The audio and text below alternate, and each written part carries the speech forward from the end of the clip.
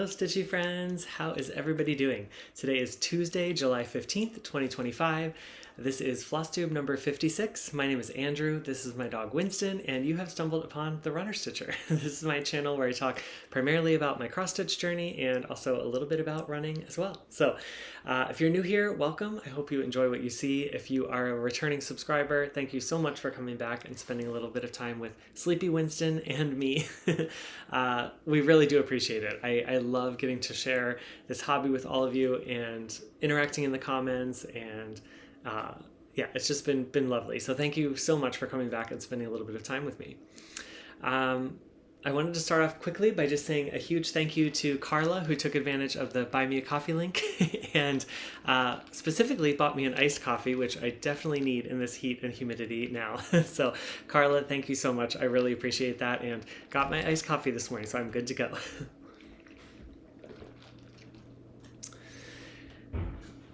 Next, I wanted to jump right into running and how running has been going. So I am training for a marathon at the end of August in Sydney, Australia, and I created a stitching challenge to go along with it called #WhipIntoShape.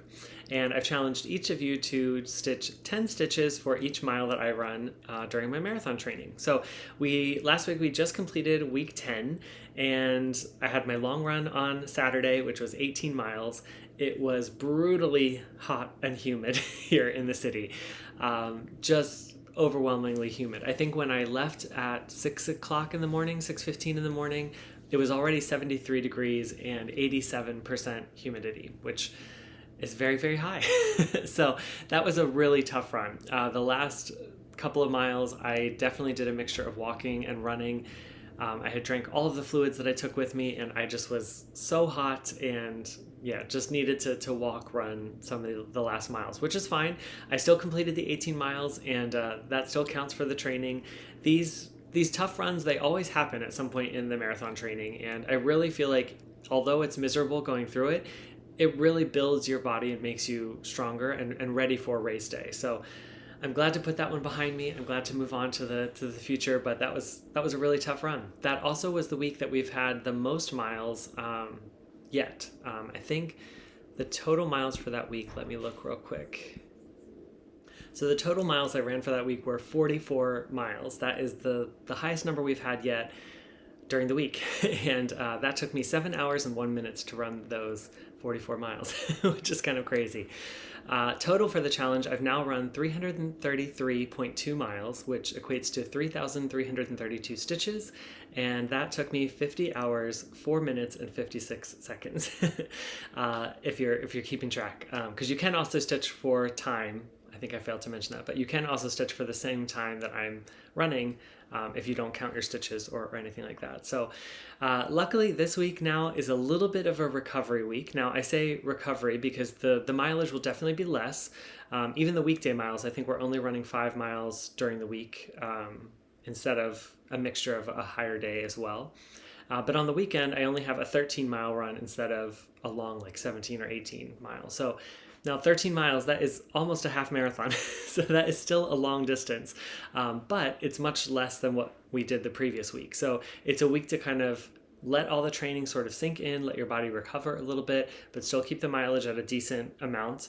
And then the following week, we'll have my longest run yet, which is my first 20-miler. And there's 2 20-mile training runs in this program, and that's what really, really gets you ready for the marathon. So I'm taking advantage of this sort of calmer week, this little bit of recovery week, and then hoping for the best weather possible for the 20-miler the next weekend. So if you are stitching along, thank you so much. You have no idea the support that I feel when I'm running. I definitely think of you guys every single run, every single time I'm out there.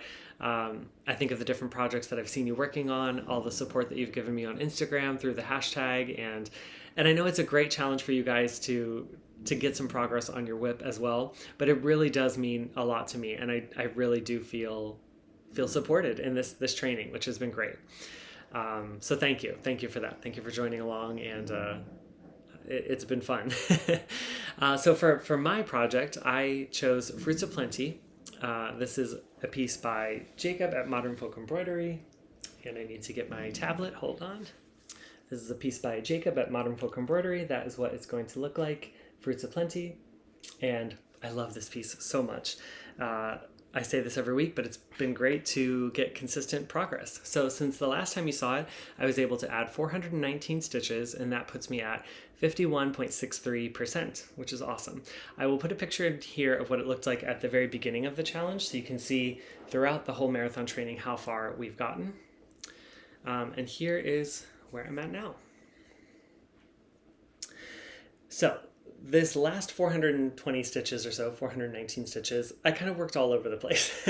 I couldn't find a consistent place I wanted to work, but I did bring down this center sort of outline of the motif here that all connected, and I added that in. I think I added over here this little heart right there, and maybe another one of the little green spots over here on the leaves over here. So I added that little heart. I also worked over here in this big motif, and I added this green, the light green here on that section. And that may have been what I worked on, but it's kind of a little bit all over the place. I just couldn't decide on an area where I wanted to stay. So the nice thing about this piece now is I've got so many options of where I can go and where I can work. I think I also added a little bit of this light green over here in this section too. So this is Fruits of Plenty. This is stitched on a 32 count smoky white Swigart, I think, or yeah, Swigart fabric. So it is the printed fabric, and I'm stitching it with DMC 2 strands over 2. And that does catch me up, so I'm completely caught up on my stitching for Whip Into Shape as of today. So today I had a 5-mile run, and that includes the stitching for today as well. So I'm all caught up. In another sort of fun note, this morning on my run, I saw something I've never seen in New York City before, and that was I was running past a park in my neighborhood, and I looked over to the side and I saw this animal, and I thought that is way too big to be a dog, but it's too small to be a cow. And as I got closer, I realized it was a goat. And then I saw a sign that said, "Goats at Work." And apparently they have brought goats back into different parks in New York City to clear the area. So the goats are just eating everything in sight and clearing the area. And one of those parks is now in my neighborhood. So I'll put a few pictures in as I'm talking, but you'll see the sign that said "Goats at Work," and then you'll see a couple of the goats that I saw this morning on my run. So that was kind of a little fun addition to my run this morning.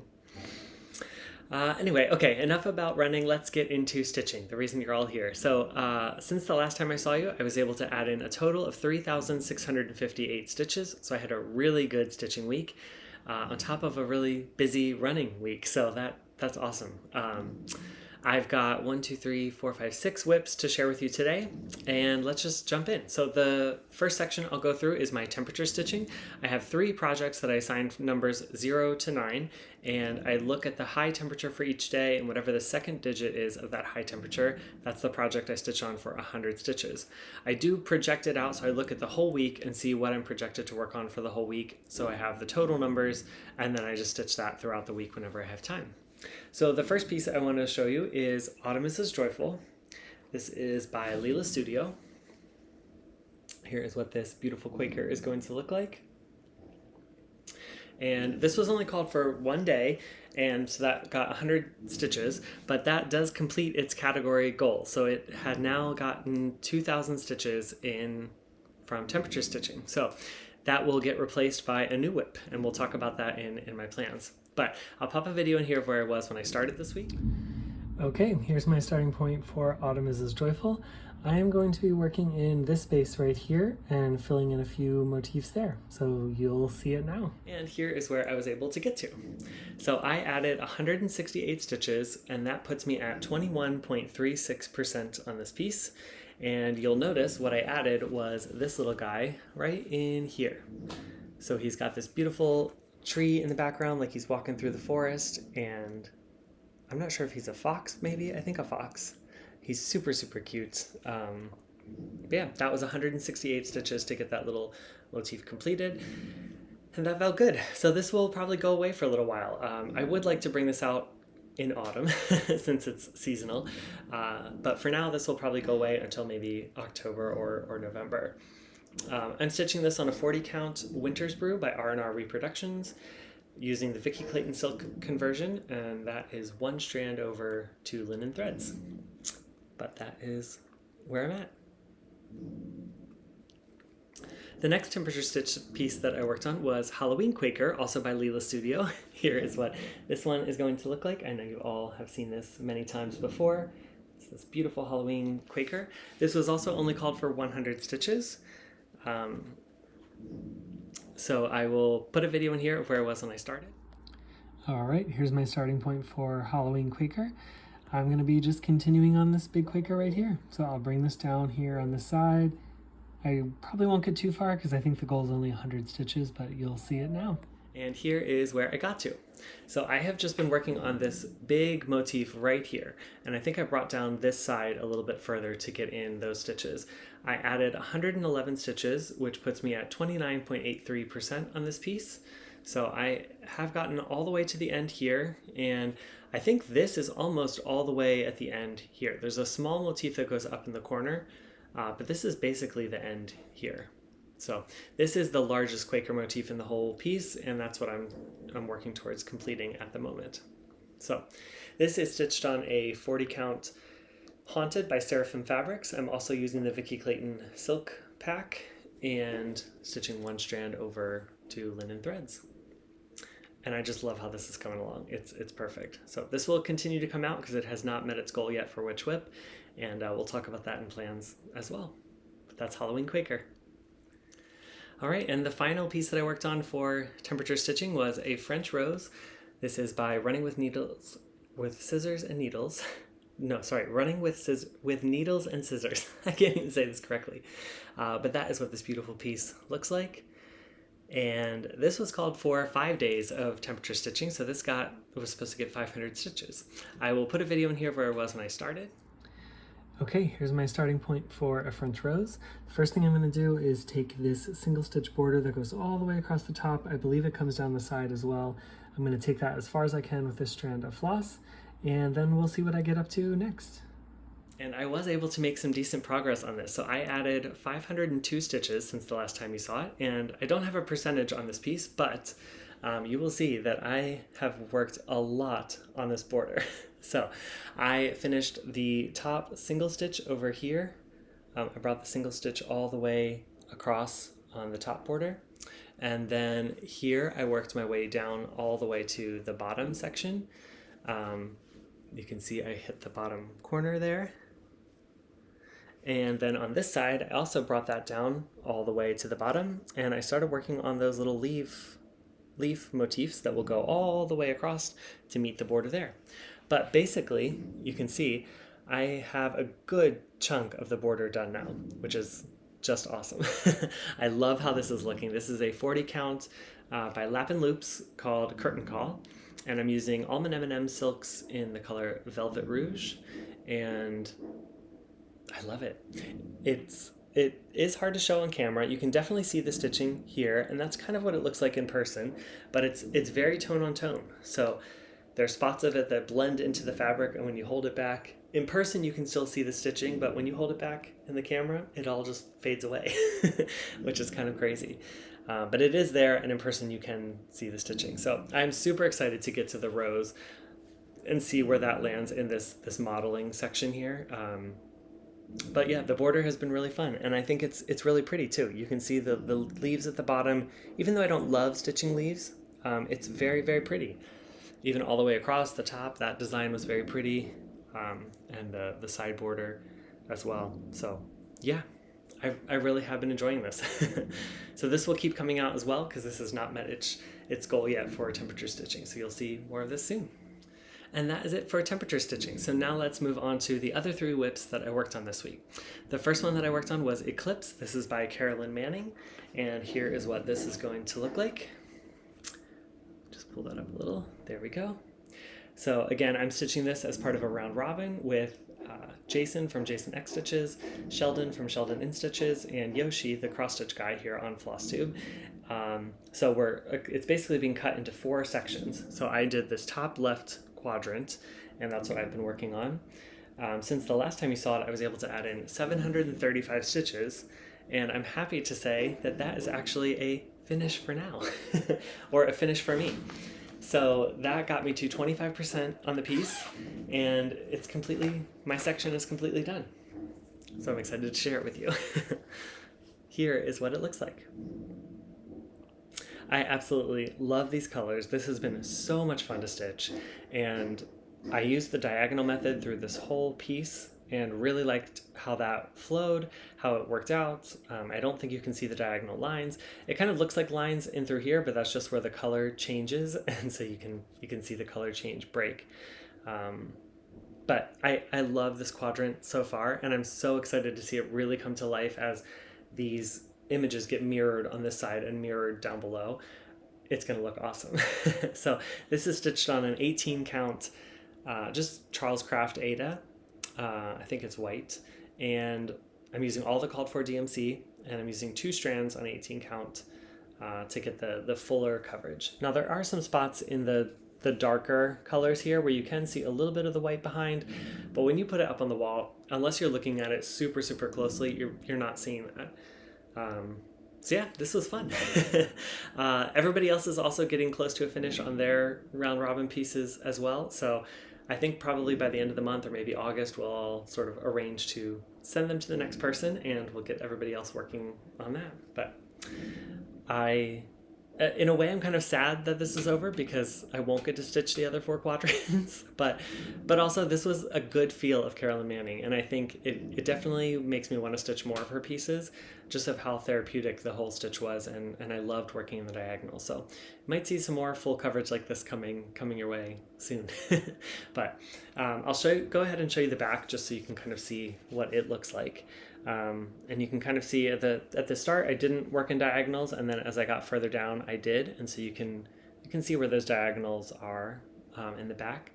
But yeah, really enjoyed this, so I'm happy to have kind of a finish. It's weird with a round robin. I don't know whether to count it as a finish. I think I am going to count it as a finish for me because my part is done, but the piece itself is not actually finished yet. So that's kind of fun. Okay, the next whip I've got for you is Saga. This is from Long Dog Samplers, and I'll pull a picture up here hopefully pretty quickly of what that is going to look like.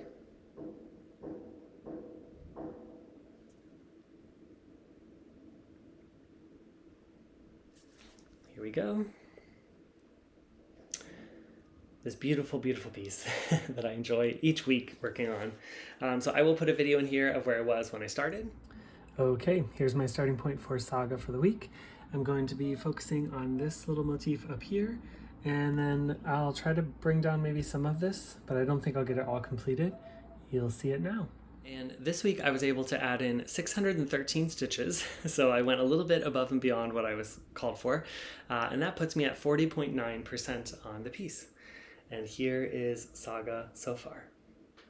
So what did I work on this week? Well, I worked on this column here. So I filled in a lot of these stitches up here on this side to complete this sort of section right in through here. This beautiful motif here in the center is now complete. And then I took down the column on this one side as far as I could, all the way to the bottom. So I will need to fill in the rest of the column on this side here before I can jump into the actual arch itself. But yeah, it's coming along. So I think basically one more week of kind of column stitching will help me finish this column here, and then maybe I'll work a little bit up here in the top just to kind of get a head start on this one. And then the following week we'll jump into what's inside the arch itself, which means we're getting closer to a story. Another of these stories. So this is stitched on a 36 count vintage country mocha, and I am using Silks for You PR 207, 1 strand over 2. Okay, and the final whip I've got to share with you is one of my whip go calls for this month, and that is Egyptian Sampler from Teresa Wentzler. Here is what this piece is going to look like. I don't know why I was drawn to this chart, to be honest, but I really do love it, and I love the colors. it's been super exciting to have this be my first Teresa Wentzler. I know a lot of people stitch the dragons and stitch some of her other pieces, which I would love to do as well someday, but I'm really enjoying this one for my first one, and really like the Egyptian sampler. So here is what that's going to look like. I'll pop a video in here of where I was when I started last week.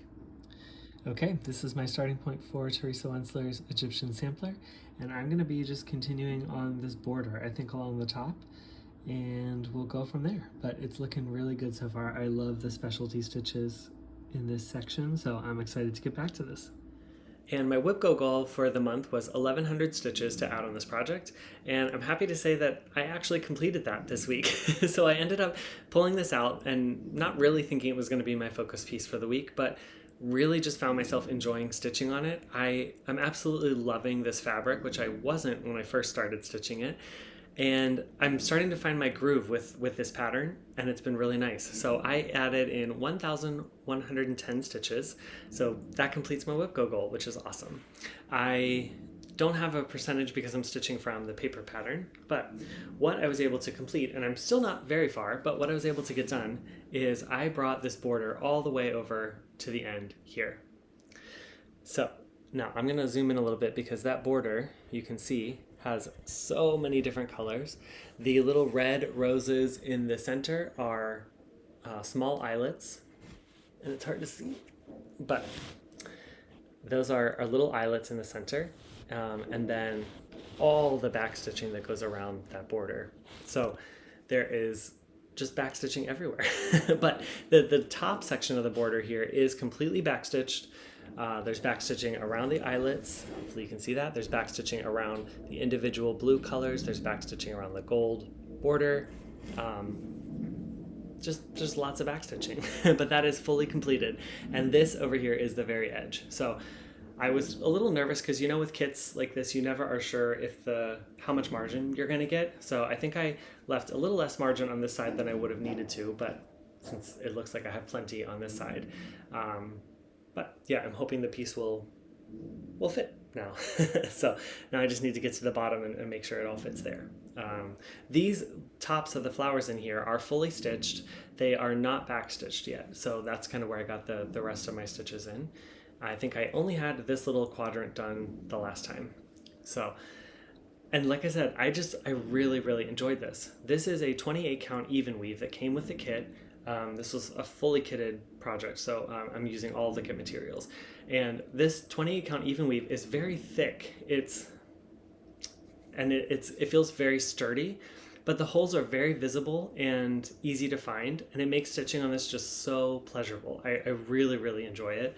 And even with all these color changes, even with the back stitching, I really found myself enjoying it. So I just kept it out and kept coming back to it, which is exciting because that gives me a new life for this project, to know that I really do enjoy stitching on it. I think this first corner was definitely an eye-opener for me because there were so many color changes, so many specialty stitches, and I did it and enjoyed it, but I just wasn't sure if I would make it through the whole project. But now that I got it back out and spent a little more time with it, I really did love it, and I really enjoy stitching on this fabric. So this will be a piece that I keep working on for sure. With those 1,110 stitches, I did count the back stitching. So for every 2 back stitches, I counted that as 1 stitch. The reason I did that is because there is so much back stitching in these Teresa Wentzler pieces that you just have to count it. You can't only count the stitches. So some of those stitches that I did were the back stitches in the border, but that is my progress. So I'm really, really happy with that, and nice to see that I reached the other end of the piece. All right, and that's all the stitching that I've got for you. So let's jump into plans a little bit. Plans whip go, as you know, I just completed my Egyptian sampler call, so that is done. The other whip go call is Black Roses, which is my beaded project, and I still have 669 beads to go on that. So I do really hope that in the next couple of days or maybe next weekend I can pull that out and just spend some quality time beading and getting some more work on that. So stay tuned if you're interested in seeing more on Black Roses this month. As far as temperature stitching goes, I'm going to pop a picture in here of what the new chart looks like. And the category that Autumn Quaker was in that got replaced didn't actually get called this week, so I don't have to choose the project yet. I hadn't chose one yet. I was going to wait and see how many days was called on it and then pick. But since no days were called, I don't have to choose this week, so I will choose that next week. So anyway, the French Rose category, that was called for 3 days, so that will get 300 stitches. And then Halloween Quaker was called for 4 days for 400 stitches, and that actually completes the Witch Whip category. That will complete its goal, which means that we need to choose another Witch Whip. So how this works is I've got a wheel here on my phone with all of my projects listed here, and I spin this wheel twice to give you 2 options of projects to choose from, and then you get to choose and vote in the comments which one you want to see me work on. So let's spin for the first Witch Whip project. Okay, the first one we have not seen in a while. That is Slumber Party Sal. Okay, that's awesome. And then let me spin again. And the second choice is my Heirloom Bear needlepoint kit. Okay, that is fun. Those are 2 projects that I haven't worked on too consistently, so that will be very fun to see. So hold on one second while I grab those projects and I'll be right back. Okay, so the first project that was called for Witch Whip, that is your choice, is Slumber Party. This is by Sewing Starfish Stitches on Etsy, and here's what this is going to look like. It's this beautiful sort of modern sampler of a bunch of Slumber Party motifs, which I love, and yet I have not worked on in a while. So let's see where I'm at on this project.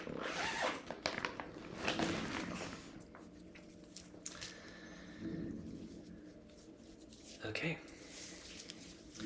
And here is where I'm at. So I do have the border of the frame fully completed. Obviously this top section has a lot of work to do. There's a lot of stitching in there. And then I have 3 fully completed motifs and this mirror over here that needs finishing. So this one's got a lot of work to do. And I haven't seen it in a while, so it would be fun to get back to this and just make sure that this is still something I enjoy and want to keep working on. But that is your first option. So if you want to see more work on Slumber Party Sal, use the word slumber. And then the next option is Heirloom Bear Needlepoint Kit, which is this one right here.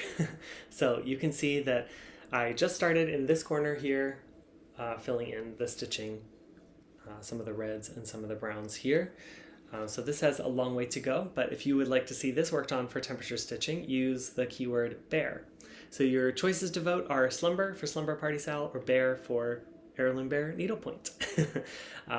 Both of these will be really fun to pull out, and that will get switched in next week once Halloween Quaker has met its goal, and then the goal for that will be 1,000 stitches. So let me know which one you want. I'm curious to see what you'll pick this week. All right, and that is sort of my temperature stitching plans. Other plans are, I really would like to get some Christmas stitching in, so I haven't touched any Christmas pieces yet, and it's already the middle of the month. I don't know where July is going. It just seems to be flying by. But I really would like to start another one of Nora Corbett's reindeers. I started one last year in July, and then I finished it in December at Christmas, and I really liked that cadence. So I really would like to get another one of those started before the end of the month. I've also got my Santa's house that I'm thinking about pulling back out at some point to see maybe if I can get it finished this month. I can't remember how far I am. I know that I finished the house part, but there's a lot of motifs around the outside. So yeah, I would like to at least touch that a little bit. And my other goal was to finish Eclipse for this month, which is done, so that's awesome. But yeah, maybe some holiday stitching in my future for the end of July. And then the other thing that might throw a wrench into my plans is, I don't know if you all saw, I'll try to put a picture up here, but Bella Filipina released the second of their designs for their 10th anniversary year. I think it's called Freya, The Legend of Freya. I'm not exactly sure, I can't remember, but she is stunning. She is a mermaid and she's on a seahorse and she looks incredible. The shading in her hair, the shading in her skin, her tail looks beautiful. It completely blew me away. So that one is on sale at Bella Filipina's website for a PDF download. It is a little bit more expensive, so I'm sort of deciding when or if I'm going to get it. I'm probably going to get it at some point, but it's definitely high on my list to start because she is absolutely beautiful. So stay tuned for that, as in case that comes up as a new start as well. But yeah, I think otherwise that's it for right now. So thank you for watching. Keep running if you're a runner. Always keep stitching, and be kind to whoever you meet on your journey. Bye for now. Until the next stitch.